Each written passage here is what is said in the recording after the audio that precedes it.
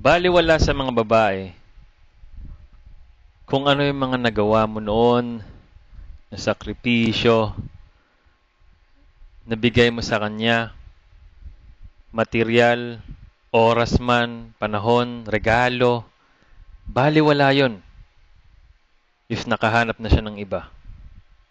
Baliwala yun. Ngayon, magbabago yun if yung nahanap niya na iba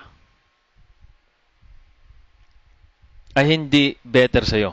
Ikaw pa rin yung better. Magbabago yon. Maaaring bumalik siya sa'yo or pipiliin niyang maging single for a while. Possibly mag-online dating yan, especially ngayon. Ang tindi na ng dating ngayon.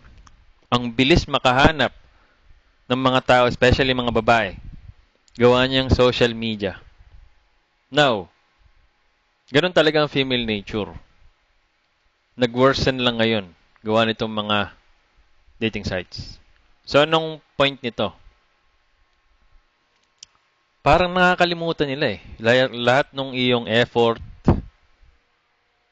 nagigilang baliwala once na nakahanap sila ng better sa'yo.